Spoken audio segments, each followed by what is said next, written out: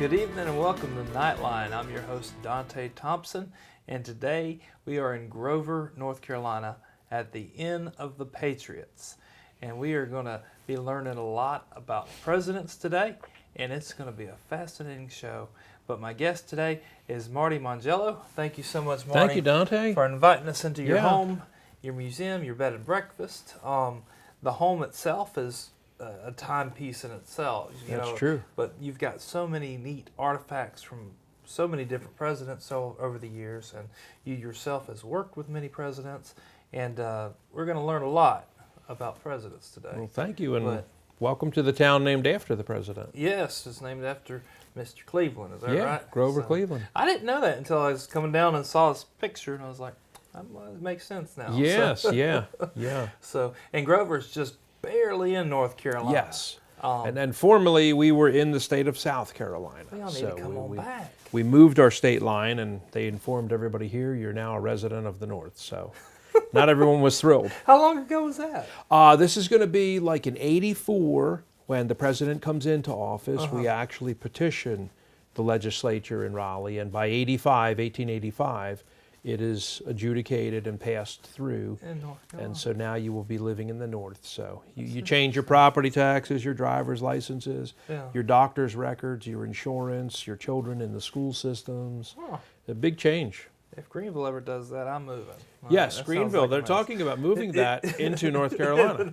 I love it. But Marti, you have a fascinating history, and your story is fascinating. Talk to us about what you've done and your accomplishments in life. Yes, so sir. far. Yes, sir. So, I mean, really starting, Dante, cooking, a love for food at the age of 4, and then that will lead me to boating and sailing. We always seem to own a boat or a sailboat in our family and do that on what we call the Jersey Shore.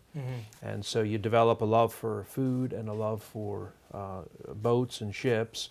And when I joined the Navy at 18, nobody was surprised that he was going to be a cook, they said, in the Navy. So combining what I love to do led me to a 30-year retired certificate that I finally received from the Navy in the year of 2014. Wow. So long career worldwide, living on 3 continents and visiting 6.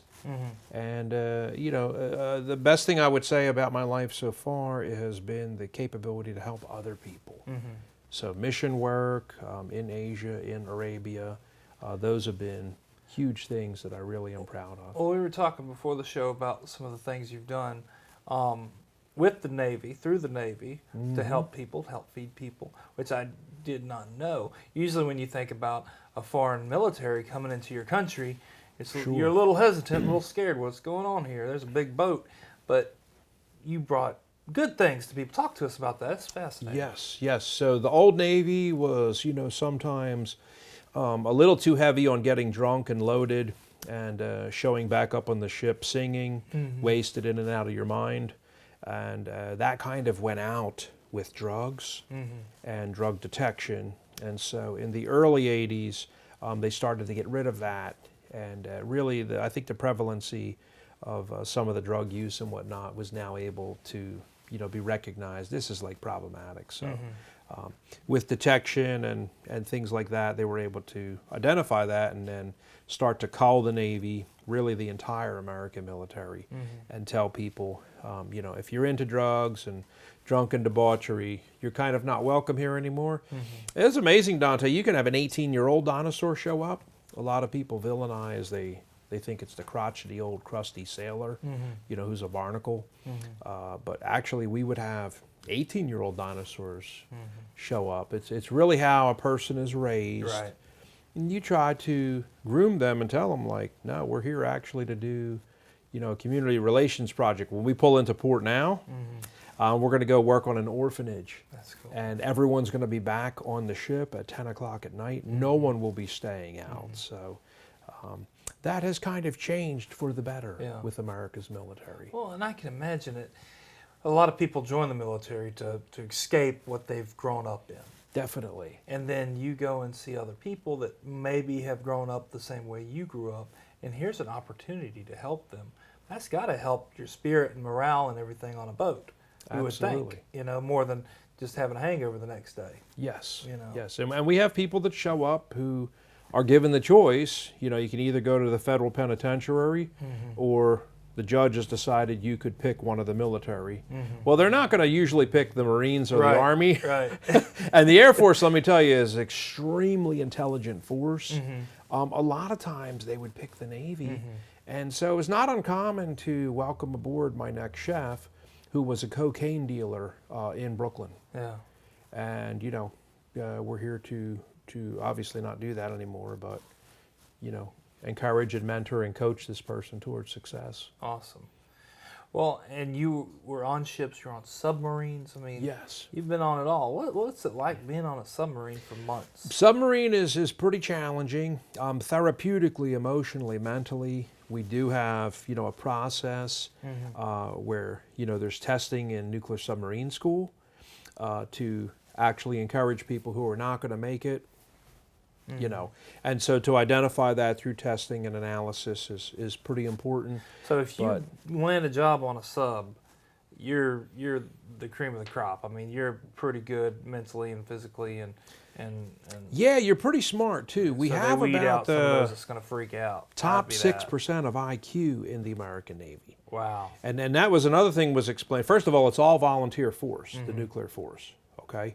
So you can't be assigned, Okay. you know? So they come through basic cook school in San Diego when I was there in early 1984 and said, we're looking for volunteers. We're from the nuclear submarine force. What do you think about living inside a sewer pipe for months at a time? And you get paid extra money. So I was like, you know, that sounds kind of cool. You know, are you claustrophobic? And no, I don't think so. When you get to school, Dante, the very first day I was there, our instructor mentioned to us that look to your left and look to your right at each young man. And of course, nowadays we have ladies on board submarines. But the person on your left and the right will not be here in 3 weeks. Okay? They will not be able to understand the science behind fusion and fission or the nuclear reactor or the electrical board and distribution or reduction system for air. Something's going to get them, and even through repeated remedial study every night, they're going to bail out and drop. So we'll only have 1/3 of this class left in about 3 weeks. So that was kind of like, wow, that's pretty intimidating. It's you know, the science of buoyancy, salinity, the whole nuclear submarine field is not so easy to grasp, Dante. Yeah. Yeah, it's above. I do good in a John boat, let alone under the water. Yeah. Sears John boat. Yeah. Well, now this was so 84, 85. That's right towards the end of the Cold War. It's getting, you know, anywhere special you went that stood out in your mind, or Oh my gosh, talk about stuff like that? You can't really talk about everywhere we went, but I can tell you we have a Tennessee admiral to thank for one of the biggest breakthroughs featured on Nova to ending the Cold War. And he said one day, did they have signs on the rivers, the Russian rivers? They were like, well, yes, Admiral, they do. We've had clandestine missions go up the Russian rivers. And did any of the signs have, like in America here, we have underwater cable? They said, what would that look like in Cyrillic?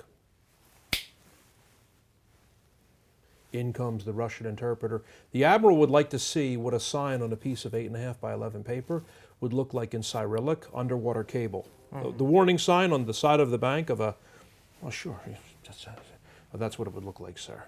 Very good, this is what I want to do now. They had them actually go on some clandestine missions and first photograph those signs. And then, of course, when they found them, they came back and told the Joint Chiefs of Staff that we do actually see those signs. Well, then why don't we tap those? And that's how they started listening to underwater communications for very long distances between bays and, okay. And then, of course, you know, you're a Russian admiral and there's only 4 people who know about next quarter's mission. We're going to have like 120 ships, airplanes, and I want to have a huge fleet exercise off of Murmansk. Well, here the Americans show up. That must have been a fluke. It must have been a fluke, and this is not going to happen again, the embarrassment. Okay, the next time you plan one for the spring of 2020 and the 3 American submarines show up and they've got all this, something that somebody, okay, so we're going to assassinate and kill 2 of the top admirals because they must have talked. But then it keeps happening. It keeps happening, Dante. It keeps happening. They know everything we're doing. And now in those days we had to, with underwater divers, retrieve an underwater case that was actually, and bring it back as quick as we could to the United States to listen to it and decipher what they were saying. And they're planning a massive exercise. But these are, sometimes the solutions to life's problems are simple. Literally that simple. Yeah. I'm like, if we could have won the Cold War by something that is, and people have said that's idiotic. That was one of the major things that we did. It wasn't the U-2 missions. Well, yeah, it was the U-2 missions, and it was, that also. But sometimes in life, I often tell people, like, the simplest of answer might fix what needs to happen today at your church, with this death scenario, with the hospital, with the missing legs, with the liver transplant, it's amazing. Yeah. And I don't know if you ever knew that. That's an awesome story. Well, at the same time, I guess the Russians was doing that to us, right? I mean, they were Trying, but never as successful as us. Well, they probably overcome. Well, Russians, they usually keep things pretty simple anyway. But anyway, that's fascinating. I never knew that. That's awesome. Well, later on in your career, how did you end up getting with the presidents, of course? And which president did you first meet? So I'm hired actually under H.W. Bush's tenure. Okay. Is when I was apprised by my commanding officer, Pat Casey, that, we actually have like 75 Navy chefs that work in the White House military office every day. Did you know that, Marty? No. I was like, no, Captain, I've never heard of that. Yeah. Well, gosh, we have 2 restaurants underneath the Oval Office. You don't know about that? I'm like, no, sir. I never served in D.C. or in the Pentagon. I never had lunch at the White House, honestly, Captain. He said, well, we do, and we also run the Camp David Resort and Conference Center on top of the mountain. No, sir. No, I'm still lost. Keep going, Captain. Yeah, we run the whole Vice President's house. It's inside the Naval Observatory at the end of Embassy Row. You don't know that? He went like this with his hand. I'm like, no, sir, I'm still lost. But is there anything else, sir? He's like, well, gosh, the Navy does housekeeping. We're butlers. We're great chefs like you, Marty. We do bartending at night. You're also around the nuclear football. We are military aides to the president. I was like, well, this is pretty awesome, sir, and you want to nominate me for this? He said, well, I can nominate you, Marty, with the Secretary of the Navy, but then it's going to be up to your family, okay, because they're going to investigate both sides. And you are so old, they're probably going to have to spend a couple $100,000 on you. I was like, Captain, I'm only 27. He's like, that's part of the problem. They're going to have to go back at least 10 years. And this could take over a year, maybe a year and a half. Wow. Are you in it to win it, to wait that long? I was like, I'm still trying to process the fact that I'm old, sir. Yeah. He said, they're going to have to crawl through your life all the way back. When you're younger, it's so easier. Because I always tell people, this is not the General Michael Flynn clearance, where they'll give you a quick top secret. You can come into the Oval Office, take a look at these nuclear papers and policy issues. This is the silver cup bearer. Yeah, you are, Your Majesty. Yeah. And then, Is it okay to drink? Yes, Your Highness. Did you drink from it? Yes, I did, sire. Just 1 minute ago. Drink from it again in front of me then, right now. No, it's good, sire. Go ahead. Now, do it now. Yeah. And they throw it on the ground and try to run away. The guards grab them. The guy's killed immediately.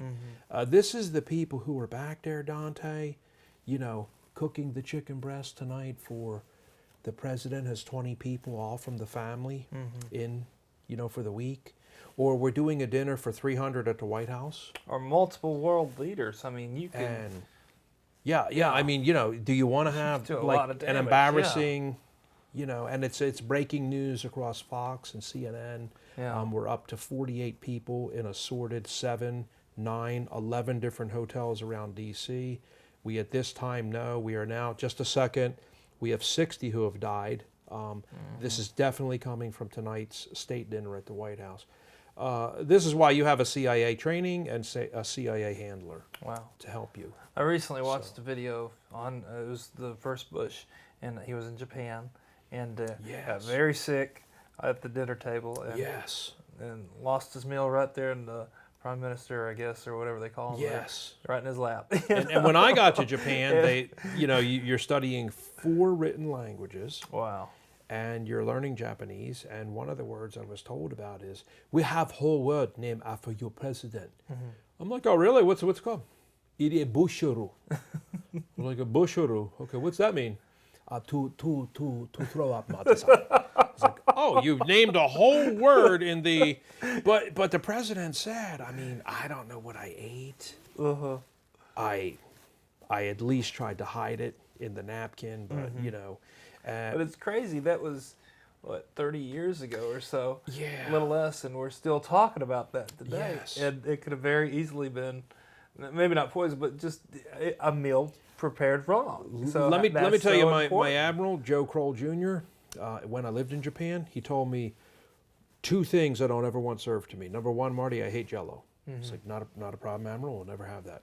At any dinner for any Japanese people, I don't care how much they want the American Jell-O. It's like, we'll never have it served. Second one is the octopus tentacles that they serve. I'm deathly afraid that the suction cup is going to just stuck to my tongue one of these times. Don't ever serve that stuff, okay? Please, I don't care for it.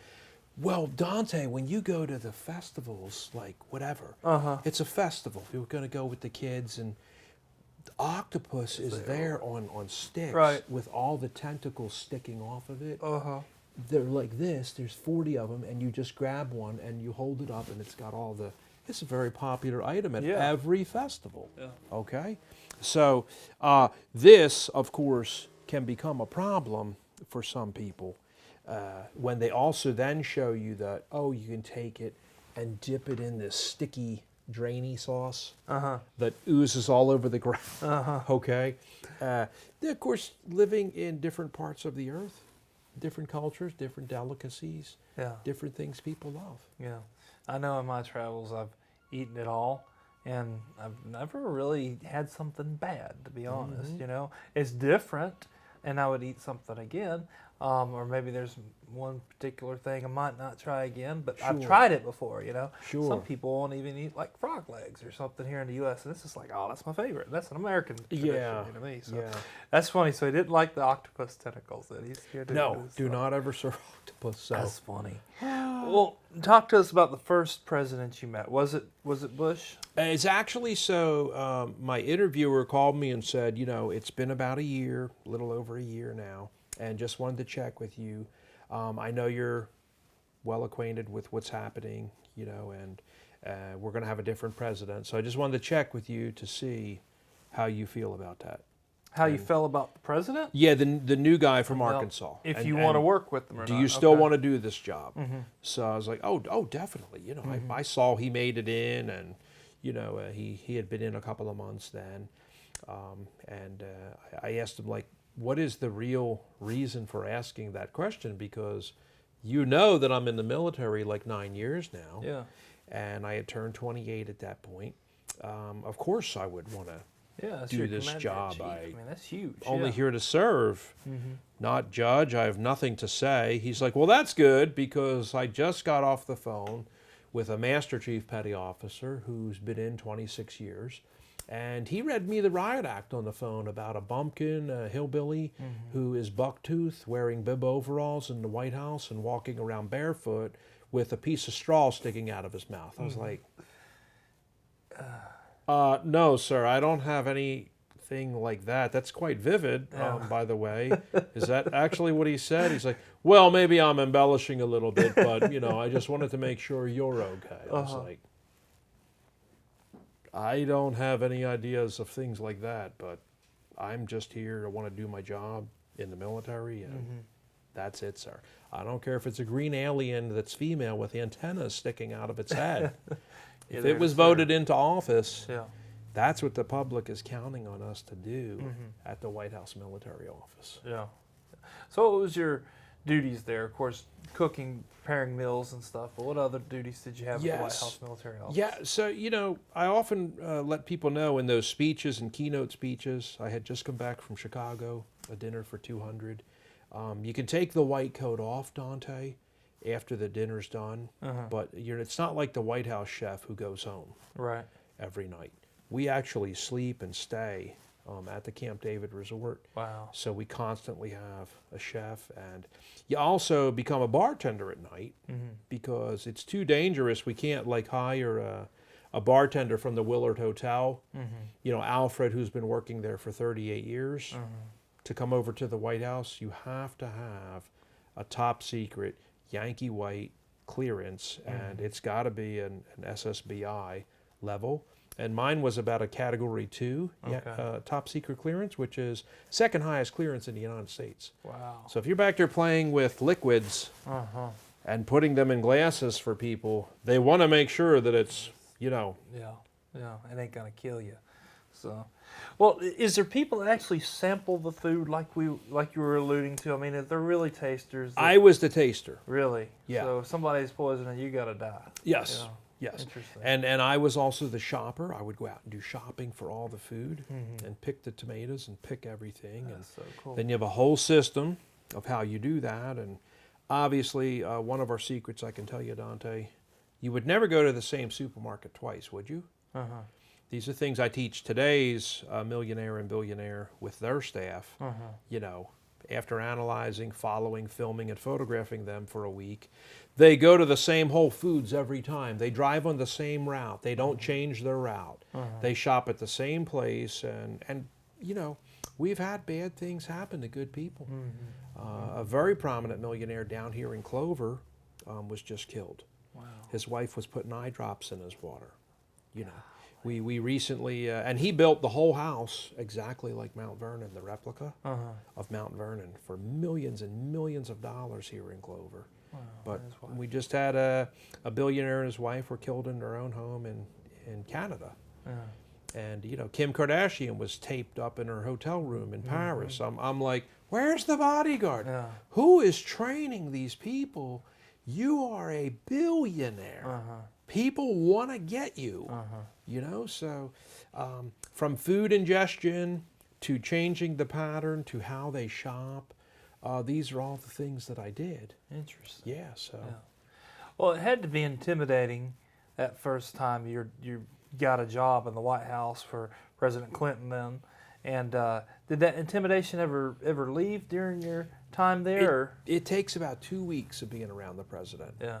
To simmer down, settle down, let's get into productive, effective work, to where we can really contribute. And let's get over the whole, hey, how are you doing, Dante? Exactly. Let's, come on. We gotta, and everyone you bring in is, say your name. Hi, Mr. President. It's like, all right, come on, here we go now. Come on. We got other people to bring in here and shake his hand. So, yeah, it takes about 2 weeks to calm down. And, they wear an undershirt like you do, just regular humans. Well, we were talking before the show, and and of course we alluded to it a second ago, you stay as non-biased when you were working around the 5 presidents you've worked under or worked with. Yes. Now, and you just stay middle of the road with them. How do you do that? I mean, even our viewers, even saying that right there probably ignites something in somebody watching, like, I couldn't do that under fill in the blank president. Right. Just saying that, people get so sensitive when it comes to presidents. But how did you stay so calm around? So I've always just been a healer and a mediator and a negotiator. Never really knew that. I did huge billions of dollars in contract negotiation for the military. Wow. We buy about $3 billion worth of food per year to feed our forces on Earth. Okay. And trust me, we get around to 269 countries. We are the largest military in the world. But I never really understood, Dante, that I was a healer and a mediator until through further testing and whatnot, particularly psychometric testing from the United States Secret Service of these traits of myself and what I was really good at. So when you meet Steve Covey, 7 Habits of Highly Effective People, firsthand in the White House, he's here to do training today. Wow. You know, you start to come to grips with, you know, the Myers-Briggs test, the Keirsey temperament sorter, the Shipley Living of Standard examination, and you get the benefit of all this of coming to understand yourself psychotherapeutically and where you fit in. And I never really knew that the reason I was good at leading was because I'm a healer and a mediator.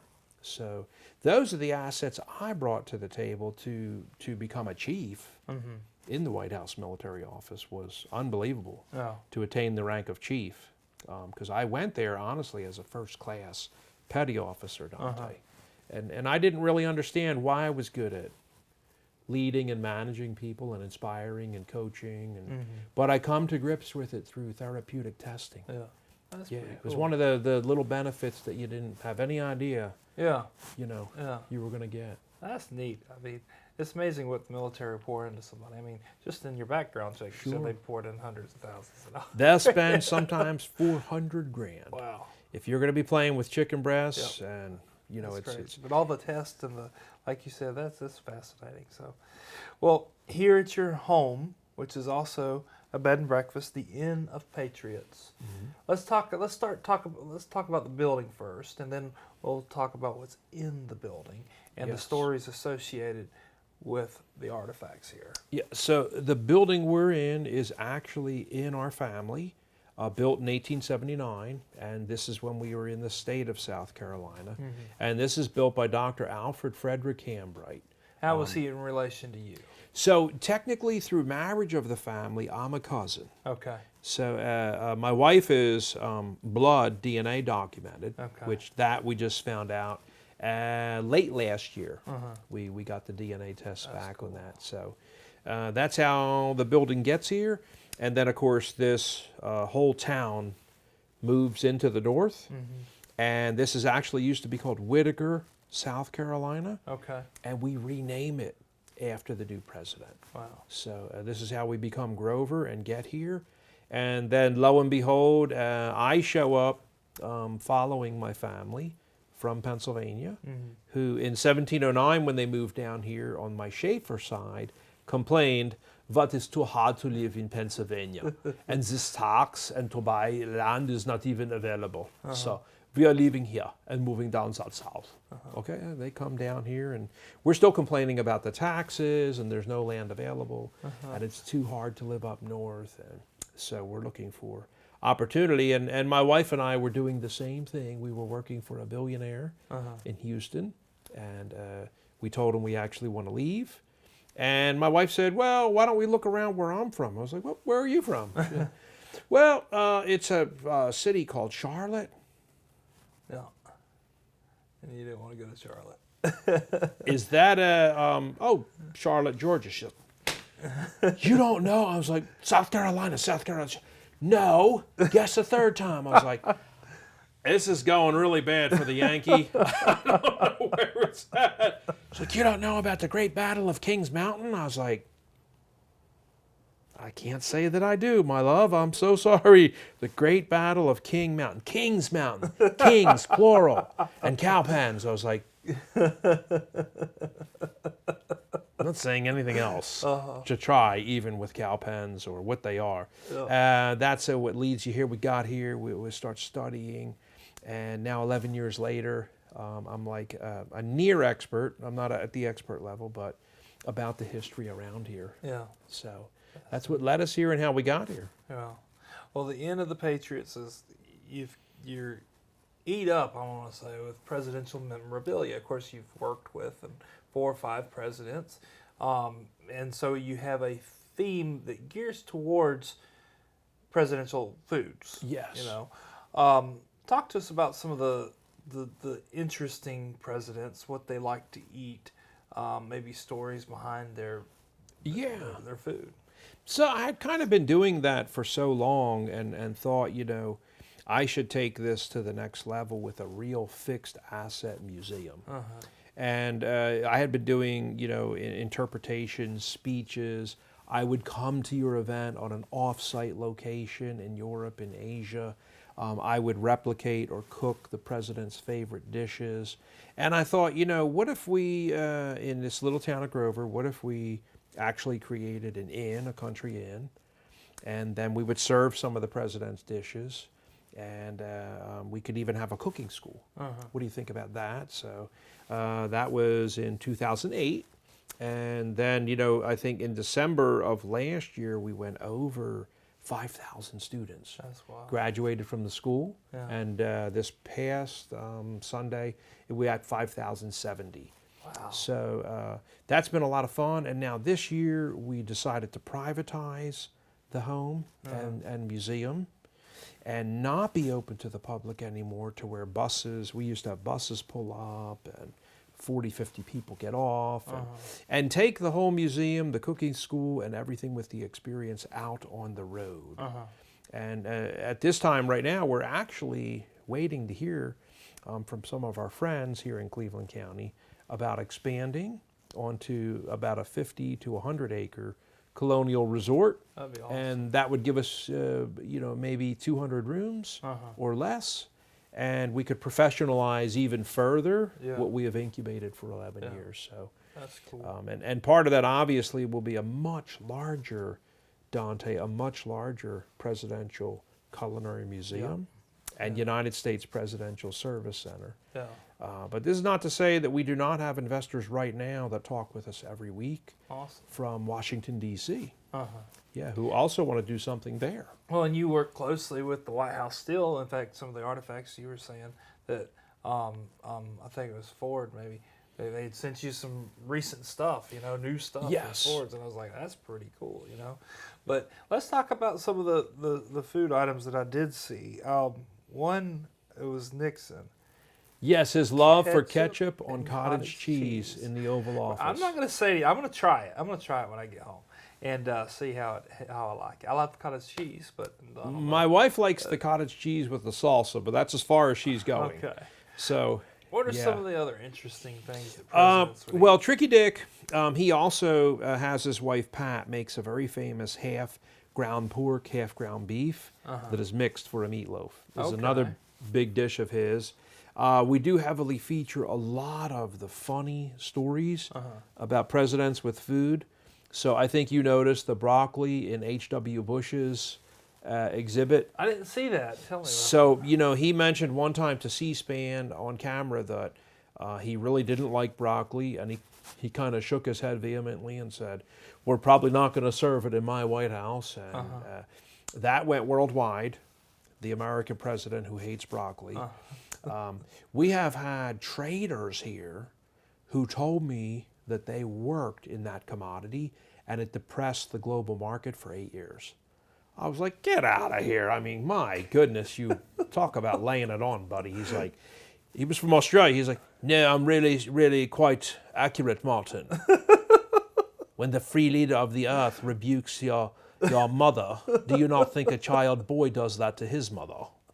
I was like, boy, this guy's really serious. Oh, yes, sir. I was like, he said it depressed the market for broccoli sales and growth and planting for about 8 years. That's unreal. And I'd never heard that. I mean, I thought it was a joke, okay? Things like that we showcase. President Bush also in his exhibit has an ice cream cone that you may notice behind glass. It's a fake cone. But he made a very famous bet with a CIA officer one day in the Oval Office that you guys have this all wrong, okay, the election in South America. And I'm willing to bet you a fresh ice cream cone tomorrow that I'm right, okay? So if the election goes the way I think it's, how many analysts are working on this?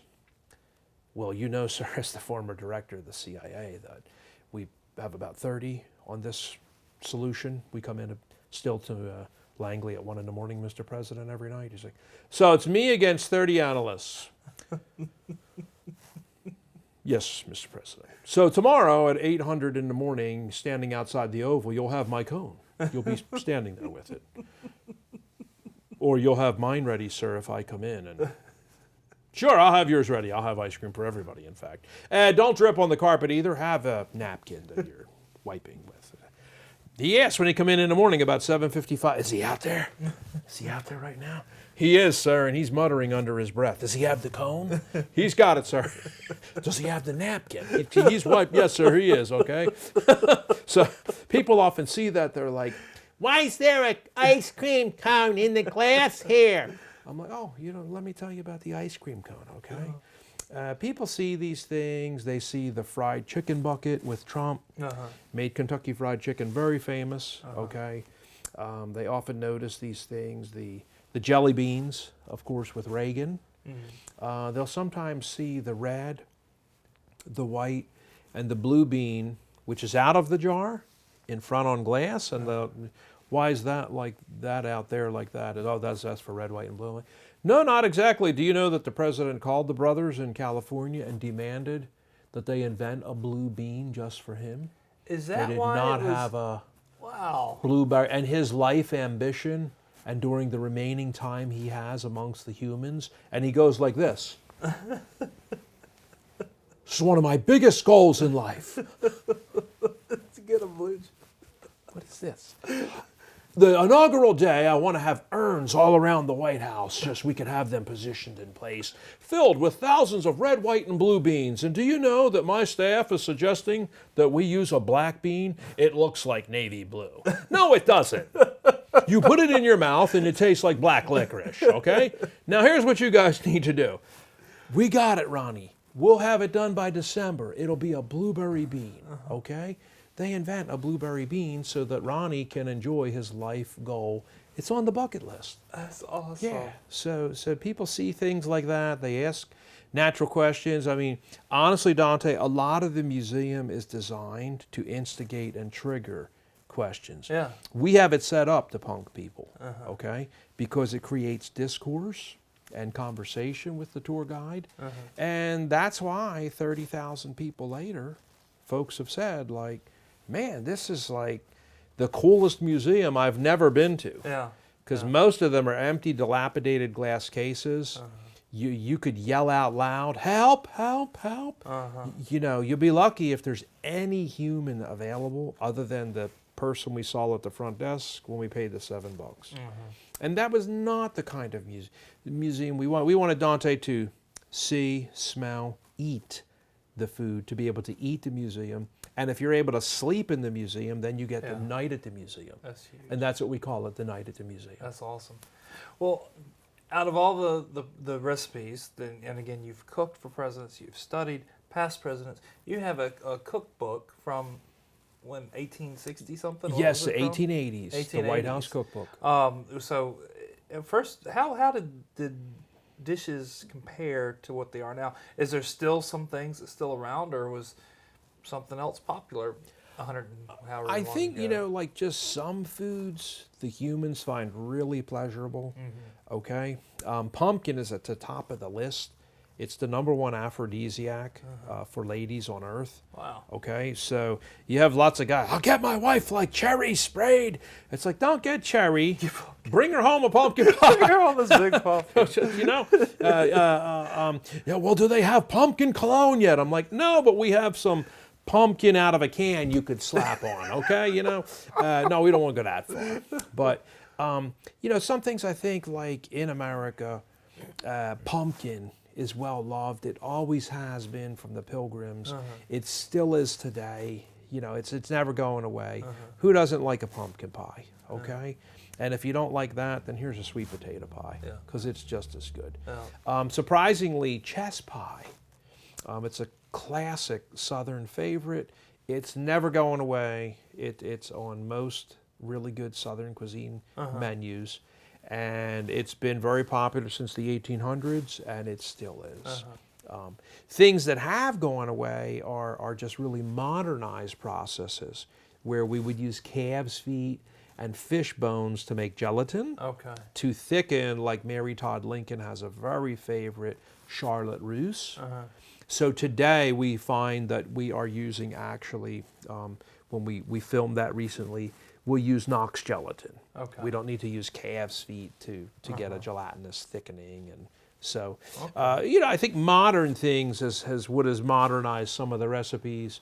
Yeah. And you and I were laughing downstairs on the first floor about a bowl of this, a bowl of that, a bowl. People want like a measurement now.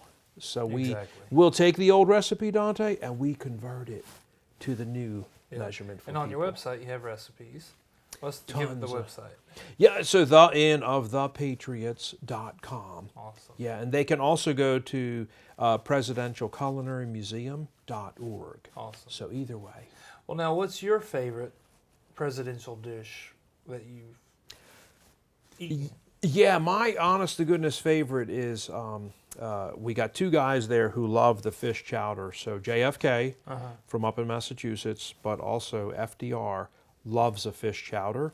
So we have also done those for television in the past, and man, I love a fish chowder. Okay, awesome. So scallops. What kind of fish you use? I've used like bulky white fish that is thick and chop it up. So cod is a great one. White fish, but you can use other things as well. Yeah. But I like it with scallops, shrimp. I'll have the chopped up lobster tail in there. The more of that, like if you tell me, I used like 8 lobster tails to do today's fish chowder, I'm like, yeah. So the more the better. Yeah, but then I love the little clams that are in there as well. Awesome. So, well, we know your favorite dish. What would be your favorite president? Not necessarily one of the 5 that you've worked with, but out of the many we've had. Yeah.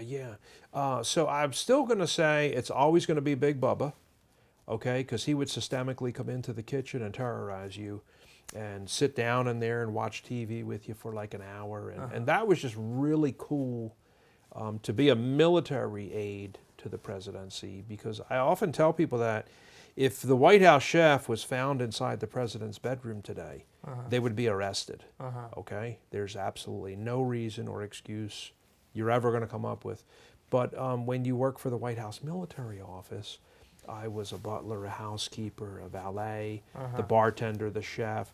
I was in the president's bathroom, the bedroom, the dining room, the living room, and in the kitchen all day long for years, listening to everything they said about everybody, okay, and every issue. And, sometimes they would come in the kitchen as well. And Bill would sit there and, what you watching, Marty? I was like, I almost cut my hands off the first time he come in doing carrots. I don't know, Mr. President. We're watching Oprah. He goes, oh, there's Richard Gere. I was just with him like 2 weeks ago. Do you know Richard, Marty? I'm like, no, sir, I don't know Mr. Gere. It's just Richard. For you, it may be, sir. You start to like develop a relationship with him, and Dante, I always had too much to say. So I systemically terrorized all officers in the Navy. They were like, this guy's got too much to say. He's real chatty with the president, and I don't like it. It's like, well, he really likes him, so don't mess with Chef Marty. Yeah. They love him. It's like, okay, all right. So, but I enjoyed laughing with the Clintons. We still write back and forth to this day. And that's just the kind of person I was. It's like, I'm really here to make you happy and serve you. Not a robot walking around with an android arm. Right. Well, since you've gotten to know so many presidents and you've gotten to study so many presidents, you said you're not an expert, but I mean, you're an expert to me. I try to be. You live in a museum, all right? You keep studying. That's pretty impressive. How has presidents changed over the years that you've, and it doesn't have to be ABC, but how do you perceive them as changing? I would say one thing like that we recently had done, opening a food bank out in front of our home. I've noticed the presidents themselves have begun to go out and do more ComRel, community relations projects. They didn't always do that. Show up at a food bank every Thanksgiving and cook and serve for at least an hour. You don't really see like a lot of that Yeah. in the beginning of the early presidency. Now, today, it is actually a huge thing to go out and do that kind of stuff. You always saw them going to the hospital, You're right. visiting soldiers and sailors and Yeah. things like that. But going to the food bank, President Obama went to a prison. Wow. First president in U.S. didn't know history that. ever to go to a federal penitentiary and visit prisoners. It says that in the Bible, Wow. that you were to do that. Yeah, exactly. Okay? You are to go to hospitals and visit the sick and infirmed. You are to, well, you know, this is becoming more of a thing that presidents do. Yeah. They always go to the disaster scenes. They always go to visit people at the hospitals. I don't think they go enough to shooting scenes, you know, to console they go to a disaster scene.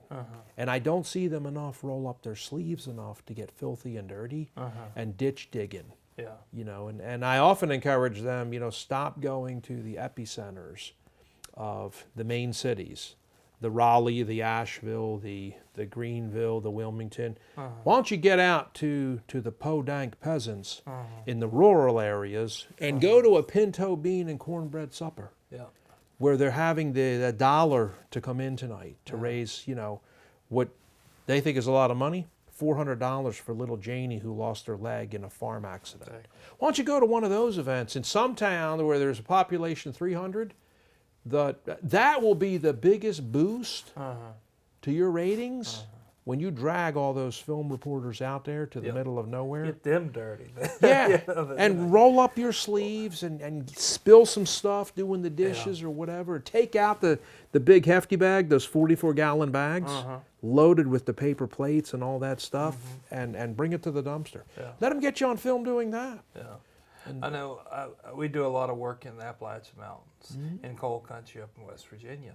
And I forget the name of the town, but Kennedy visited there at the very beginning of his presidency.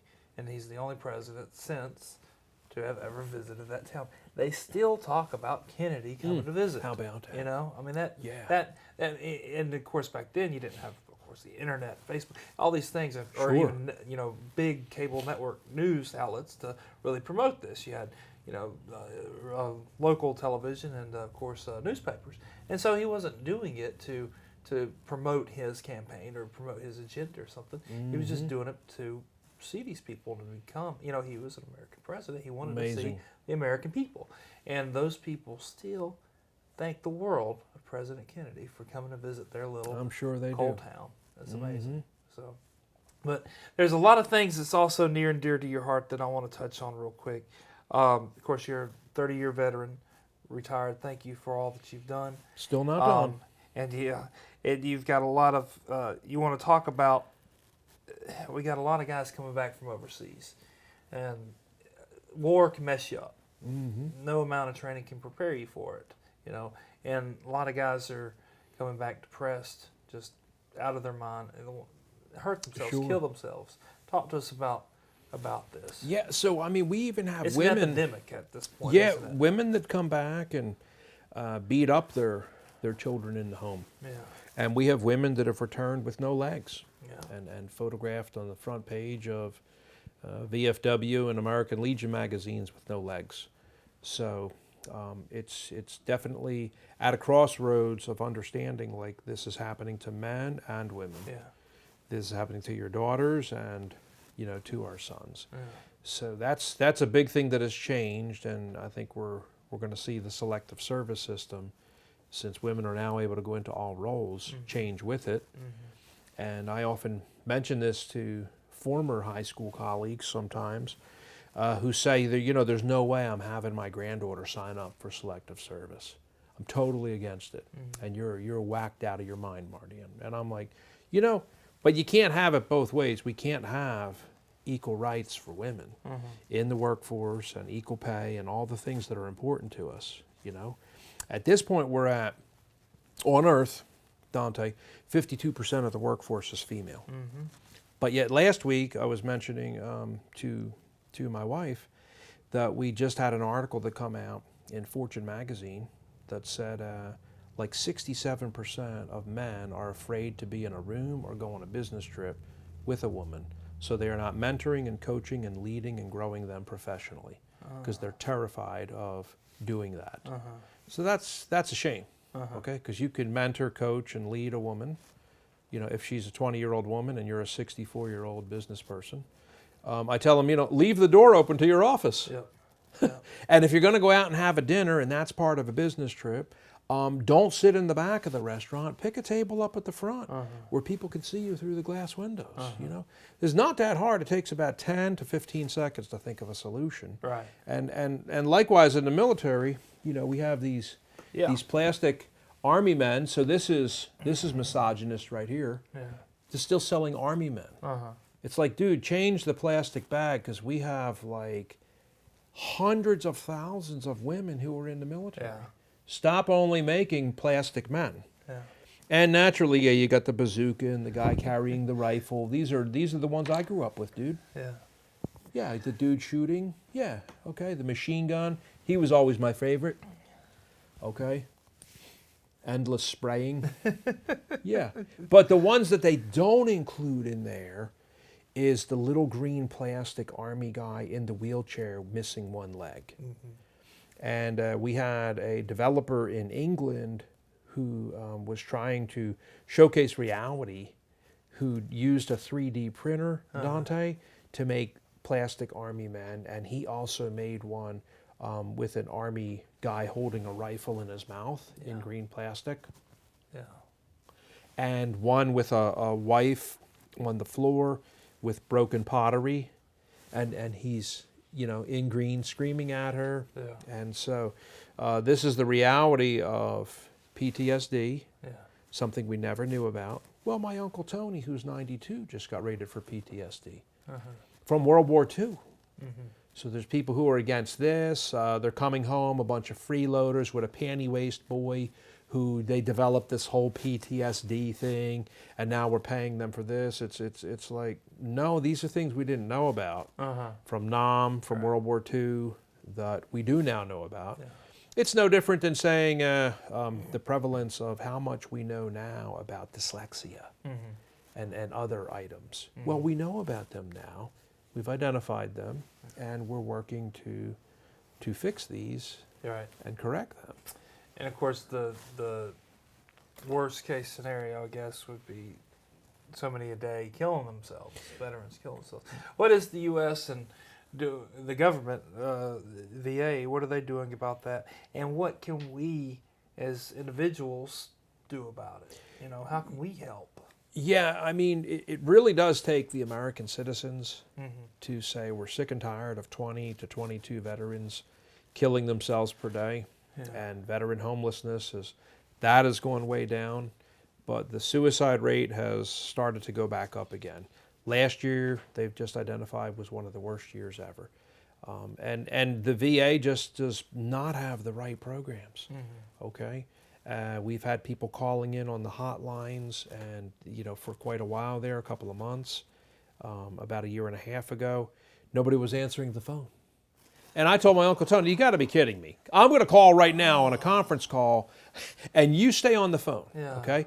So I called. He's like, thank you for calling the VA Suicide and Kill Hotline. Leave a message. I'm like, all right, Uncle Tony, we'll leave a message. You know, then they said to fix that. Okay, they're going to stop using overseas callers and they're using overseas callers? Assets into it. They're going to fix that and this and that and or whatever the problem was, you know. You know, and then they fixed that. And now yesterday I just got a brand new program where many of our people in Congress have said, we're sick and tired of this. And we want people that live in rural areas to be able to get care. I live in a rural area. It takes an hour to get to the closest, or an hour and a half. So. Well, how can people find out more information about some of the things you're doing with that aspect of your Best thing, when you're on our site, down at the bottom of every page, it says raising $567,000 in one night for charity. Wow. That leads into all of our missions work and charity work. Wow. And it spans a lifetime of my wife and I. And then, of course, here at the property, you also have a food pantry, 24/7 food pantry. 24/7. No questions asked. Yep, Yeah. drop off food. We ask people to please drop off food Yeah. if you love your neighbor. And if you need something, please pick up food. Yeah. So it's just a little thing out front. People can Yeah. drop off, pick up. Give us the address if somebody's watching. Yeah, 301 Cleveland Avenue in Grover, North Carolina. Excellent. And also our friends built a food pantry in front of the Methodist Church in Kings Mountain, North Carolina, is the next closest one. And it's also 24-hour free food pantry. That's awesome. That's awesome. Well, Marty, I want to thank you, but before we close out this hour, give us all the information that anybody needs to know about the Inn of Patriots or about Marty, about anything else that's going on up here in Grover. Yeah, just theinnofthepatriots.com, www.theinnofthepatriots.com. And from there, we often have a lead-in to our school, our speaking opportunities around the world. So you'll travel anywhere and speak about anything. Yes, just did a huge 2 Democratic conventions and then flew out to Illinois and did a Republican convention. Do you have to change your mask when you do that, or you just You don't have to change your mask at all. It's really just you. Yeah. But you know what they do ask you, please don't mention, don't want to see all about like them and all the favorite things they eat. So just highlight our group and all the great things. Not a problem. Not a problem. Awesome. That's yeah. awesome. And really, they are 2 great groups. Yeah. They have both delivered stupendous, superlative presidents. The Democrats, I mean, my goodness gracious, Kennedy, FDR, the list goes on. The Republicans, Lincoln, Reagan, come on. They were great people. Stop villainizing one another, smearing people, making fun of each other, denigrating people, and jumping up and down on people's backs, head, and legs to try to make fun of them. Everybody I talk to says we just want them to get along, make the country better, and stop all of this villainous smear campaigns on TV, because we're not interested in it. Yeah. So, Marty, I appreciate it, buddy. Thank you, Dante. Thank you so much, Yes, man. sir. And check it out, theinnofthepatriots.com. Yes, sir. And right here in Grover, from Greenville, less than an hour, right at an hour, right over North Carolina line. So awesome. Thank you for taking your time today and educating us a little bit. Thank you.